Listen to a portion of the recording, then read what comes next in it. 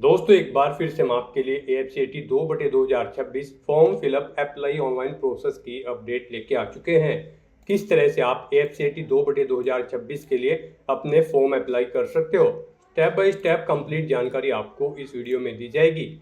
Last date online आवेदन करने की 19 जून 2026 है। आज ही से आवेदन प्रक्रिया स्टार्ट हो चुकी है। 20 मई 2026 स्टार्टिंग डेट है ऑनलाइन आवेदन करने की। 20 मई से 19 जून तक आप अपना फॉर्म अप्लाई कर सकते हो। फॉर्म अप्लाई करते समय अगर आपके सामने कोई भी प्रॉब्लम फेस हो रही है तो उसका हल आपको इस वीडियो में मिल जाएगा। आवेदन करते समय आप अपना रजिस्ट्रेशन किस प्रकार से करोगे, किस तरह से आपको अपने डॉक्यूमेंट, सिग्नेचर, फोटोग्राफ अपलोड करने होंगे, लाइव फोटो कैप्चर आप कैसे करोगे, कैसे आप पोस्ट प्रेफरेंस दोगे, किस तरह से आपको फीस पेमेंट करते हुए रजिस्ट्रेशन से लेकर प्रिंट तक अपना फॉर्म अप्लाई कर लेना होगा। पूरी जानकारी के लिए आपको ये वीडियो शुरू से लेके एंड तक बिना स्किप किए हुए देखनी होगी। इस वीडियो को पूरा देखने पर ही आपके सभी सवाल और डाउट क्लियर होंगे। तो चलिए दोस्तों बिना कोई वक्त कमाए शुरू करते हैं AFCAT 2/2026 फॉर्म फिलअप की पूरी जानकारी। फॉर्म भरने से पहले आपको सबसे पहले हमारी वेबसाइट IND सरकारी नौकरी की इस पेज पर विजिट करना होगा, जिसका लिंक आपको नीचे description plus first comment box में मिल जाएगा। और हमारे इस पेज पर विजिट करके आप यहां से AFCAT का फॉर्म अप्लाई कर सकते हो। इंडियन एयरफोर्स भारतीय वायुसेना की ओर से AFCAT entry air force common admission test 2/2026 NCC special entry gate score entry के लिए नोटिफिकेशन रिलीज कर दिया गया है। 142 वैकेंसीज है, फ्लाइंग के लिए 35 वैकेंसीज है, ग्राउंड ड्यूटी नॉन टेक्निकल के लिए 107 वैकेंसीज है। लास्ट डेट ऑनलाइन आवेदन करने की 19 जून 2026 है। आज ही से आवेदन प्रक्रिया स्टार्ट हो चुकी है। 56,100 से 1,77,500 सैलरी है। ग्रेजुएट डिग्री BTech से आप अप्लाई कर सकते हो। AFCAT फ्लाइंग ब्रांच के लिए यहाँ पर 20 से 24 वर्ष आयु सीमा है। Ground duty technical non technical के लिए 20 से 26 वर्ष है। AFCAT एंट्री के लिए 550 रुपये सभी कैंडिडेट के लिए फीस है। NCC स्पेशल एंट्री को फीस जमा नहीं करनी होगी। ऑनलाइन मोड से आप फीस पेमेंट करोगे। ऑनलाइन टेस्ट, फिजिकल टेस्ट के आधार पर सिलेक्शन होगा। ऑनलाइन आप ऑल इंडिया से अप्लाई कर सकते हो। AFCAT.edcil.co.in ये इसकी ऑफिशियल वेबसाइट है, जिससे आप फॉर्म अप्लाई कर सकते हो। इंपोर्टेंट लिंक सेक्शन के अंतर्गत ऑफिशियल नोटिफिकेशन PDF लिंक पर क्लिक करके आप इसकी PDF डाउनलोड कर सकते हो। इसमें आपको कंप्लीट डिटेल देखने को मिल जाएगी, जैसे कि आवेदन करने की डेट आपकी क्या रहेगी, क्या यहाँ पर एंट्री वाइज वैकेंसीज है मेल और फीमेल के लिए, साथ ही साथ यहाँ पर एज लिमिट की जानकारी, क्वालिफिकेशन की डिटेल, फिजिकल क्राइटेरिया की इंफॉर्मेशन, सिलेक्शन क्राइटेरिया और हाउ टू अप्लाई के लिए भी सभी जनरल इंस्ट्रक्शंस आपको यहाँ पर दिए गए हैं। तो फॉर्म अप्लाई करने से पहले आपको ये नोटिफिकेशन की PDF पूरा पढ़ना अनिवार्य है। इसको पूरा पढ़ने से ही आपके सभी सवाल और डाउट क्लियर होंगे। PDF रीड आउट करने के बाद में आपको अप्लाई ऑनलाइन के इस लिंक पर क्लिक करना होगा, तो आपके सामने ऑनलाइन आवेदन करने का ये ऑफिशियल पोर्टल ओपन हो जाएगा। गाइड यहाँ पर अगर आपने पहले से रजिस्ट्रेशन कर रखा है तो आपको अपनी यूजर ID एंटर करनी है, अपना पासवर्ड आपको एंटर करना है, ये कैप्चा कोड आपको यहाँ पर एंटर करना है और उसके बाद फिर आपको साइन इन की स्टेप पर क्लिक करते हुए अपने डैशबोर्ड में साइन इन करके अपना फॉर्म अप्लाई कर लेना है। और अगर आप फर्स्ट टाइम अप्लाई करने जा रही हो तो सबसे पहले यहाँ पर आपको अपना रजिस्ट्रेशन करना होगा। उसके लिए आपको यहाँ पर साइन अप की ये टैब दी गई है, आप इस पर क्लिक करें। आपके सामने यहाँ पर रजिस्ट्रेशन का फॉर्म ओपन होगा। यहाँ पर आपको अपनी बेसिक डिटेल्स प्रोवाइड कराते हुए अपना रजिस्ट्रेशन करना होगा। सबसे पहले यहाँ पर आपको अपना नाम एंटर करना है, फुल नाम, जो कि आपकी 10वीं की मार्कशीट के अकॉर्डिंग होना चाहिए। फिर आपको अपना मोबाइल नंबर एंटर करना है, वही नंबर एक बार फिर से एंटर करके कंफर्म कर लेना है। अपनी ईमेल ID एंटर करनी है, उसे भी एक बार फिर से एंटर करके कंफर्म कर लेना है। उसके बाद यहाँ पर आपको गाइड जनरेट OTP के इस ऑप्शन पर क्लिक करना है। फिर आपके सामने ये कैप्चा ऑथेंटिकेशन पॉपअप शो होगा, आपको ये कैप्चा कोड यहाँ पर एंटर करना है और उसके बाद सबमिट के इस ऑप्शन पर क्लिक करना है। उसके बाद आपके रजिस्टर्ड मोबाइल नंबर और ईमेल ID पर OTP आए होंगे, वो OTP आपको यहाँ पर एंटर करने हैं और फिर आपको वैलिडेट के ऑप्शन पर क्लिक करके अपना मोबाइल नंबर और ईमेल ID को यहाँ पर वैलिडेट कर लेना है। उसके बाद आपको डिक्लेरेशन सेक्शन में आना है, इन डिटेल्स को रीड आउट करना है, आई एग्री के इस चेकबॉक्स को ओके करना है और फिर गाइज आपको ये कैप्चा कोड यहाँ पर एंटर करना है और उसके बाद रीवेरीफाई के इस ऑप्शन पर क्लिक करना है। फिर आपने यहाँ पर जो डिटेल अब तक प्रोवाइड कराई है उसका प्रीव्यू आपको शो कर दिया गया है। आपको सभी डिटेल्स केयरफुली चेकआउट करनी है। इनके सामने इन चेकबॉक्सेस को आपको ओके करना है और उसके बाद फिर आपको सबमिट के इस ऑप्शन पर क्लिक करना है। इस तरह से यहाँ पर आपका रजिस्ट्रेशन सक्सेसफुली कंप्लीट हो चुका है। आपको एक एप्लीकेशन नंबर और पासवर्ड आपके रजिस्टर्ड मोबाइल नंबर और ईमेल ID पर सबमिट किया गया है। एप्लीकेशन नंबर आप यहाँ से भी नोट डाउन कर सकते हो, आपको इन्हें केयरफुली नोट डाउन करके रख लेना है फ्यूचर यूज के लिए। और गाइज यहाँ पर अब आपको लॉग आउट के स्टेप पर क्लिक करना है। फिर आपके सामने साइन इन का ये इंटरफेस शो होगा। अब आपको अपनी यूजर आईडी और पासवर्ड एंटर करना है जो आपके रजिस्टर्ड मोबाइल नंबर और ईमेल आईडी पर आए हैं। उसके बाद आपको ये कैप्चा कोड यहाँ पर एंटर करना है और फिर साइन इन के स्टेप पर क्लिक करना है। नेक्स्ट यहाँ पर आपको अपना पासवर्ड चेंज करना है। यहाँ पर आपके पासवर्ड के लिए आपको गाइडलाइन दी गई है। आपका पासवर्ड यहाँ पर 8 से 15 कैरेक्टर के बीच में होना चाहिए और ये अल्फा न्यूमेरिक फॉर्मेट में होना चाहिए। मींस आपके पासवर्ड में कम से कम एक अपर केस कैरेक्टर, एक लोअर केस कैरेक्टर, एक इंटीजर नंबर और एक स्पेशल कैरेक्टर जैसे कि @ हैश या फिर डॉलर होना चाहिए। इस फॉर्मेट में यहाँ पर आपको अपना पासवर्ड एंटर करना है न्यू पासवर्ड की इस फील्ड में। उसके बाद वही पासवर्ड आपको यहाँ पर कंफर्म न्यू पासवर्ड की इस फील्ड में एंटर करना है और फिर गाइज आपको ये कैप्चा कोड यहाँ पर एंटर करना है और उसके बाद यहाँ पर चेंज पासवर्ड के इस ऑप्शन पर क्लिक करते हुए आपको अपना पासवर्ड चेंज कर लेना है। इस तरह से यहाँ पर आपका पासवर्ड चेंज हो जाएगा। गाइज अब आपको अपना नया पासवर्ड यहाँ पर एंटर करना है। ये कैप्चा कोड आपको दोबारा से यहाँ पर एंटर करना है और फिर साइन इन की स्टेप पर क्लिक करते हुए आपको अपने डैशबोर्ड में साइन इन कर लेना है। लॉगिन करने के बाद आपके सामने आपका डैशबोर्ड कुछ इस तरह से शो होगा।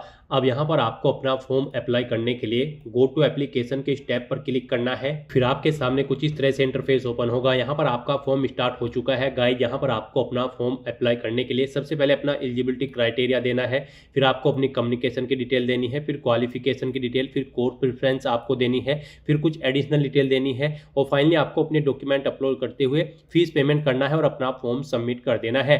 तो इन स्टेप्स को यहाँ पर आपको कंप्लीट करना होगा 1 बाय 1 करते हुए।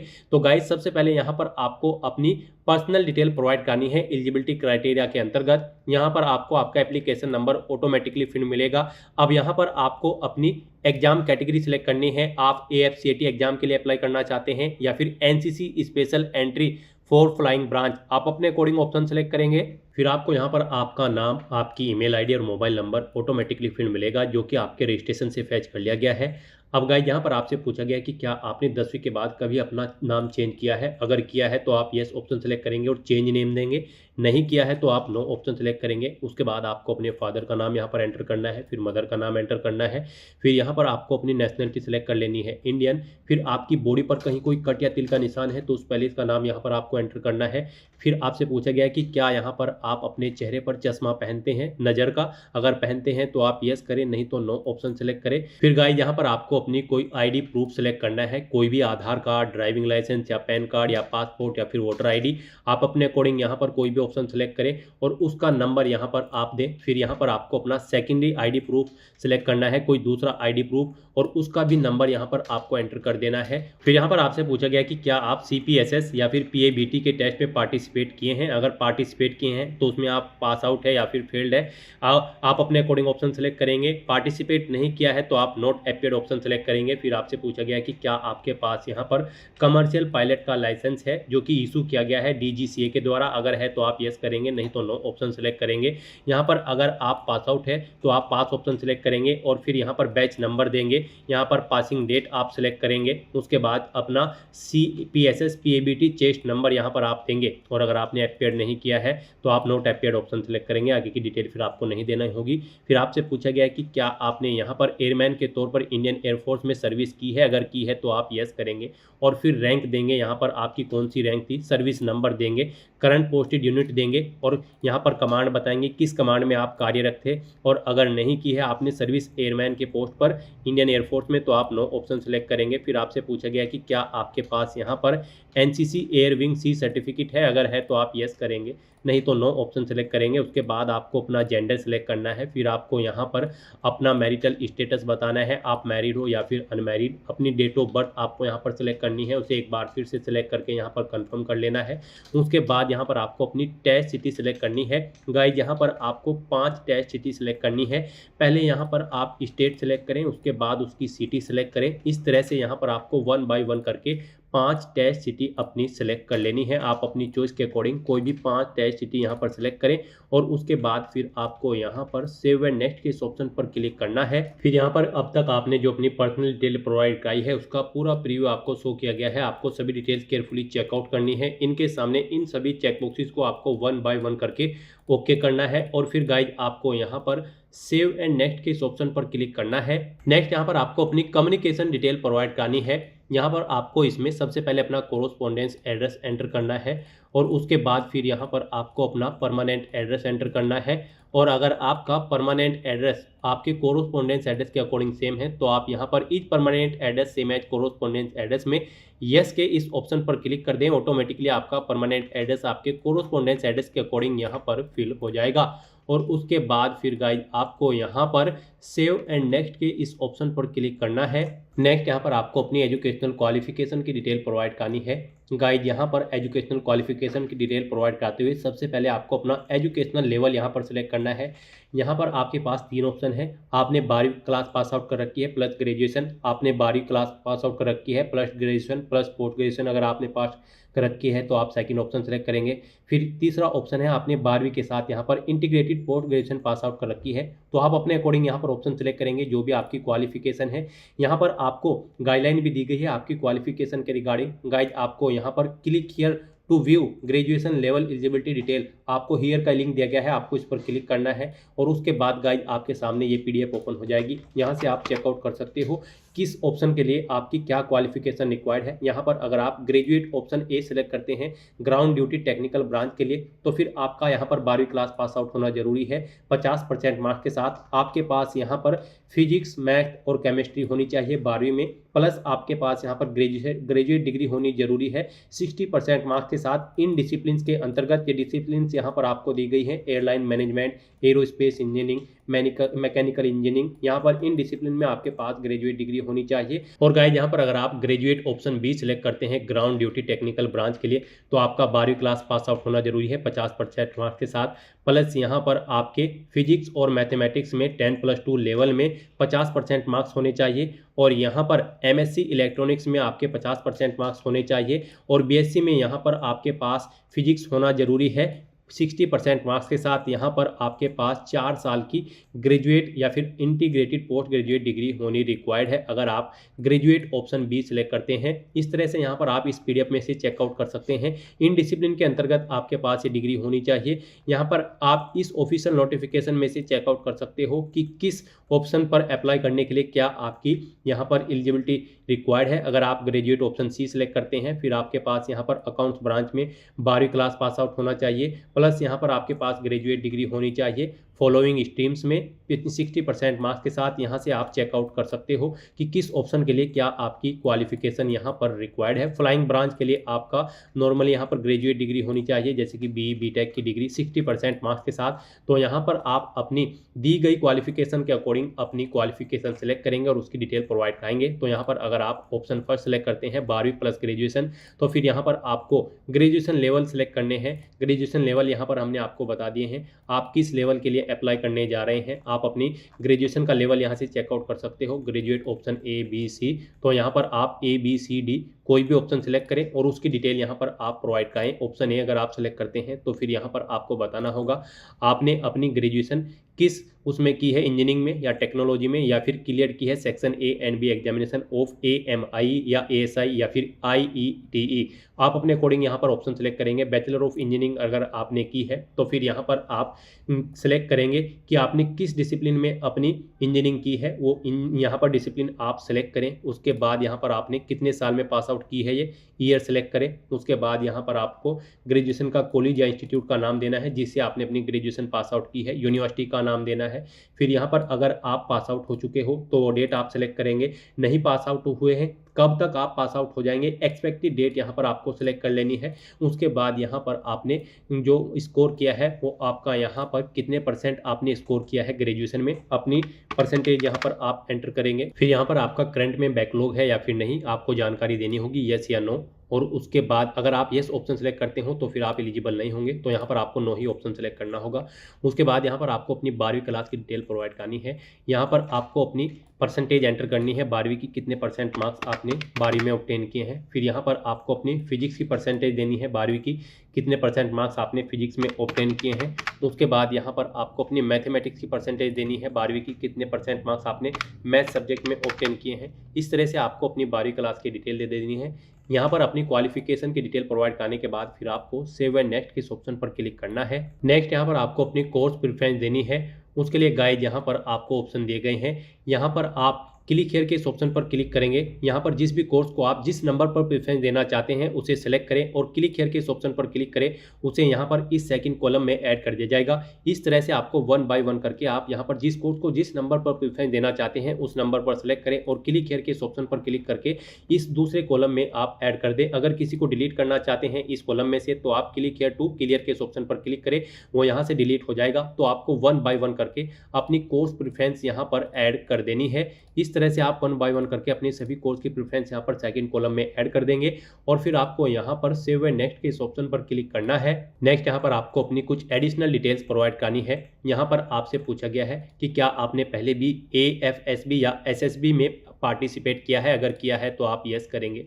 बैच नंबर देंगे, प्लेस ऑफ अपीयरिंग देंगे, कब से आपने स्टार्ट किया था वो डेट सेलेक्ट करेंगे, एंड कब किया है वो डेट आप सेलेक्ट करेंगे और अगर आपने यहाँ पर अपीयर नहीं किया है तो आप नो ऑप्शन सेलेक्ट करेंगे। उसके बाद आपसे पूछा गया है आपको इस भर्ती के बारे में कैसे पता चला है, न्यूज़पेपर से, एम्प्लॉयमेंट न्यूज से, एडवर्टाइजमेंट से या फिर किसी अन्य रिसोर्स से, आप अपने अकॉर्डिंग ऑप्शन सेलेक्ट करेंगे। फिर आपसे पूछा गया है कि क्या आपने गेट एग्जाम क्वालिफाई कर रखा है, अगर कर रखा है तो आप यस करेंगे और फिर क्वालिफाइंग ईयर आप देंगे, गेट का स्कोर आप अपना यहाँ पर देंगे, प्लेस ऑफ एप्लीकेशन फॉर्म देंगे जहां से आप अपना फॉर्म भर रहे हैं। अगर आपने गेट में क्वालिफाई नहीं कर रखा है तो आप यहां पर नो ऑप्शन सेलेक्ट करेंगे और बस यहां पर अब आपको अपना जहां से आप फॉर्म भर रहे हैं उस पैलेस का नाम देना है और उसके बाद फिर गाइज आपको सेव एंड नेक्स्ट के इस ऑप्शन पर क्लिक कर देना है। नेक्स्ट यहाँ पर आपको अपने डॉक्यूमेंट अपलोड करने हैं और अपना फीस पेमेंट करना है। यहाँ पर आपको अपना लाइव फोटो कैप्चर करना है और अपना कलर पासपोर्ट साइज फोटो यहाँ पर आपको अपलोड करना है, अपने सिग्नेचर आपको अपलोड करने हैं और यहाँ पर आपको अपने थंब इंप्रेशन भी अपलोड करने हैं। लेफ्ट हैंड थंब इंप्रेशन यहाँ पर आपको अपना अपलोड करना होगा और फीमेल के लिए यहाँ पर राइट हैंड थंब इंप्रेशन रहेगा, उन्हें अपना राइट थंब इंप्रेशन यहाँ पर अपलोड करना होगा। तो इन डॉक्यूमेंट को अपलोड करने के लिए आपको गाइडलाइन दी गई है, उनके अकॉर्डिंग आपको अपने डॉक्यूमेंट अपलोड करने हैं। यहाँ पर जब आप अपना फोटो कैप्चर करेंगे या फिर अपलोड करेंगे तो उसके लिए गाइज आपको यहाँ पर क्लिक है टू अपलोड के इस ऑप्शन पर क्लिक करना है। उसके बाद आपके सामने कुछ इस तरह से पॉपअप शो होगा। यहाँ पर कैप्चर करने के लिए फोटो आपको क्लिक है टू कैप्चर के इस ऑप्शन पर क्लिक करना है और अपने वेब कैमरा या फिर मोबाइल फोन के थ्रू अपना लाइव फोटो कैप्चर कर लेना है। फोटो कैप्चर करते समय यहाँ पर आपको कुछ चीज़ों का ध्यान रखना होगा। जब आप अपना फोटो कैप्चर करेंगे वहाँ पर पीछे प्लेन बैकग्राउंड होना चाहिए, प्रॉपर वे में लाइट होनी चाहिए। फोटो कैप्चर करते समय आपको अपने चेहरे पर कोई मास्क नहीं लगाना है, कानों में ईयरफोन्स वगैरह नहीं लगाने हैं और उसके बाद यहाँ पर आपको अपना फोटो अपलोड करना है। उसके लिए आपको अपलोड फोटोग्राफ के इस ऑप्शन पर क्लिक करना है और फिर आपको यहाँ पर draw files here / browse to upload के इस ऑप्शन पर क्लिक करना है, फाइल को सिलेक्ट कर लेना है और अपना पासपोर्ट साइज फोटो यहाँ पर आपको अपलोड कर देना है। फोटो का यहाँ पर जो आपका साइज रहेगा वो 100 KB से 200 KB के बीच में होना चाहिए। डायमेंशन उसकी 3.5 सेंटीमीटर इंटू 4.5 सेंटीमीटर होनी चाहिए। JPG या फिर JPEG फॉर्मेट में आपकी फोटो की जो फाइल होगी वो होनी चाहिए, उसका एक्सटेंशन, और यहाँ पर आपको इस ऑप्शन पर क्लिक करके अपना फोटो अपलोड कर देना है। उसके बाद यहाँ पर आपको अपने सिग्नेचर अपलोड करने हैं। सिग्नेचर अपलोड करने के लिए भी आपको क्लिक है टू अपलोड के इस ऑप्शन पर क्लिक करना है। सिग्नेचर यहाँ पर आपके 80 KB से 150 KB के बीच में होने चाहिए। यहाँ पर आपके ये सिग्नेचर JPG या फिर JPG फॉर्मेट में होने चाहिए। फिर जो आप अपने थंब इंप्रेशन अपलोड करेंगे वो यहाँ पर 50 KB से 100 KB के बीच में होने चाहिए। JPG या फिर JPG फॉर्मेट में आपके थंब इंप्रेशन होने चाहिए। तो यहाँ पर आपको क्लिक है टू अपलोड के ऑप्शन पर क्लिक करके अपने इन सभी डॉक्यूमेंट्स को 1 बाय 1 करके यहाँ पर अपलोड कर देना है। फिर यहाँ पर आपको आपकी कैटेगरी के अकॉर्डिंग एप्लीकेशन फीस का अमाउंट शो कर दिया जाएगा। आपको डिक्लेरेशन सेक्शन में आना है, इन सभी चेक बॉक्सेस को आपको ओके करना है और उसके बाद गाइड आपको ये कैप्चा कोड यहाँ पर एंटर करना है। फिर यहाँ पर आपको प्रीव्यू के ऑप्शन पर क्लिक करके अपने एप्लीकेशन फॉर्म का प्रीव्यू चेकआउट कर लेना है। कहीं पर कोई मिस्टेक होगी तो आप बैक बटन पर क्लिक करके एडिट कर लेंगे और अगर सभी चीज़ें ओके हैं तो बस यहाँ पर अब आपको सबमिट के इस ऑप्शन पर क्लिक करना होगा। फिर आपके सामने फीस पेमेंट का गेटवे ओपन होगा। गाइस यहाँ पर आप नेट बैंकिंग या फिर कार्ड के थ्रू या फिर UPI के माध्यम से अपना फीस पेमेंट कर सकते हो। यहाँ पर आपके लिए सबसे बेस्ट और ईजी ऑप्शन UPI का रहेगा, तो आप UPI के इस ऑप्शन पर क्लिक करें। फिर आपके सामने कुछ इस तरह से इंटरफेस शो होगा। अब यहाँ पर UPI में भी फीस पेमेंट करने के लिए आपके पास दो ऑप्शन है। आप अपनी UPI ID के थ्रू फीस पेमेंट कर सकते हो। अगर आप ये ऑप्शन सेलेक्ट करते हैं तो आप अपनी UPI ID एंटर करें, VPN डायरेक्शन एंटर करें और कंफर्म के इस ऑप्शन पर क्लिक करते हुए आप अपना फीस पेमेंट कर दें। और इसमें सेकंड ऑप्शन है QR कोड का, तो आप यहाँ पर QR कोड के इस ऑप्शन पर क्लिक करें। फिर आपके सामने ये QR कोड शो होगा, आप इसे अपने UPI से स्कैन करें और अपना फीस पेमेंट कर दें। सक्सेसफुली फीस पेमेंट करते ही यहाँ पर आपका एप्लीकेशन फॉर्म सबमिट हो जाएगा। उसके बाद आपको अपने फॉर्म का एक हार्ड कॉपी प्रिंट आउट ले लेना है फ्यूचर यूज के लिए, फ्यूचर रेफरेंस के लिए, और फिर आप अपने डैशबोर्ड में जाकर चेकआउट कर सकते हो कि आपका फॉर्म सक्सेसफुली सबमिट हो चुका है या फिर नहीं। तो दोस्तों ऐसे आप IAF AFCAT के लिए अपने फॉर्म अप्लाई कर सकते हो बिना कोई मिस्टेक के हुए। आज की इस वीडियो में बस इतना ही। आई होप ये वीडियो आपको पसंद आई होगी। अगर पसंद आई हो तो इसे लाइक और शेयर करें, चैनल पर नए हो तो इसे सब्सक्राइब कर लें। Thanks for watching.